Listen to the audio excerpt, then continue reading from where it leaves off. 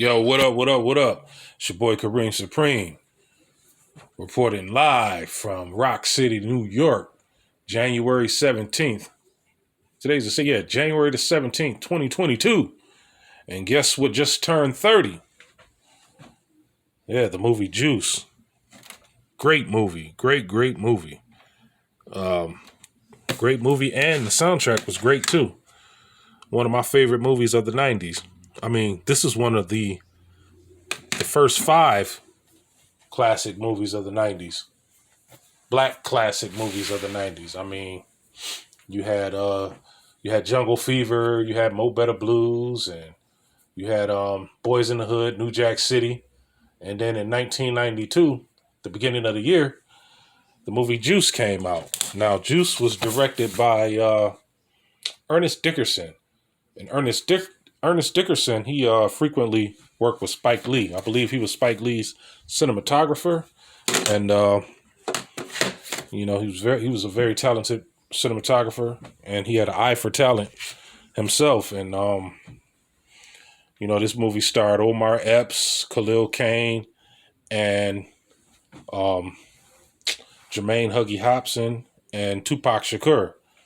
Now, a lot of people think this was Tupac's first movie, but it wasn't. He was in a movie that came out months prior to this called Nothing But Trouble with Chevy Chase. Yeah, he had a small... Matter of fact, he just had a cameo in the movie. They performed same song. It was Tupac and Digital Underground. And a lot of black people don't know too much about that. They don't remember it. They just know from what sources say on the internet. But, back when Nothing But Trouble first came out, I saw it not knowing that Digital Underground was going to be in the movie. And when we were watching it, that scene came up. We just was amazed. We couldn't believe that Tupac and Shock G and the rest of Digital Underground was in that movie. Nothing But Trouble had Demi Moore, and I believe Chevy Chase was in it, and a few other actors. It was a good movie. It was overlooked the year that it came out, 1991. But that just gave Tupac his start, acting, and then, I mean, he acted in plays in high school, but Nothing But Trouble was his first time in a live, cinematography film. So 1992, Juice comes out. And a couple of months prior, Tupac had just released his debut album, Apocalypse Now. And, it wasn't really a big success. I mean, don't get me wrong. I think it went gold. It may even be platinum now, but you got to remember when Tupac came out in 1991, Public Enemy was ruling the hip hop scene. So was NWA. You had who else was out? It was a lot of great rappers out. Tupac was just one of the top 10, maybe top 20 great rappers that came out in 1991. So he wasn't a big star yet, so to speak. He just put out his album, and then what caught my attention was he was in a movie. I'm like, man, how this dude get in a movie so, how he play a main role so fast? When Juice came out, I was like, damn, Tupac in it? I was like, man, I thought the rest of I was wondering why the rest of Digital Underground wasn't in it. I'm like, when my friends told me, they was like, yeah, Tupac gonna be in a movie called Juice.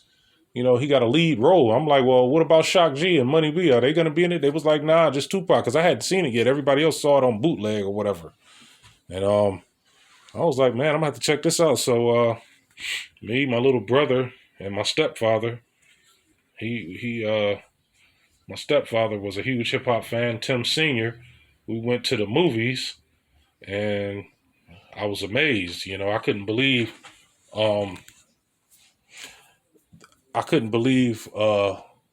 how the movie portrayed them as thugs and hoodlums. Like I thought it was going to be like some straight hip hop. I thought it was about just hip hop because Omar Epps was the DJ. I thought, for some reason I thought it was going to be like a hood version of Beat Street. Like I thought they were going to be, battle rapping and stuff like that. But I was like, wait a minute, why is this movie set around them being a gang? You know, it was crazy because I had never really saw anything like it before. And then I was young. This is a young 11-year-old me, 12-year-old me thinking. I'm like, I wanted to see some hip hop. I mean, Omar Epps was definitely, doing his thing in that DJ battle, even though it wasn't him scratching. I believe it was DJ Scratch, that actually did the scratching. And Omar Epps just, he just acted along. He just went along with it. But another thing that got me was to see Jermaine Huggy Thompson. He was in Lean on Me 3 years prior to this movie. And I knew Omar Epps. He was in a lot of PBS, CBS specials or whatever you want to call it.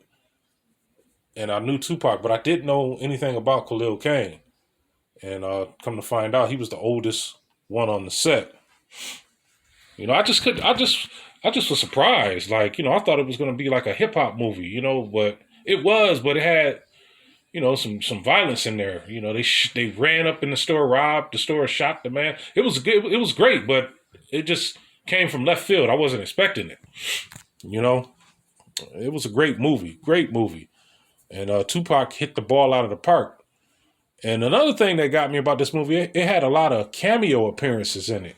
Queen Latifah was in it. Flex had a cameo appearance. Tretch from Naughty by Nature, he was in it. Who else was in it? I'm just going off the top of the dome. Who else had Who else had a cameo appearance? Just so many. Samuel Jackson was in it. Orange Juice Jones was in it.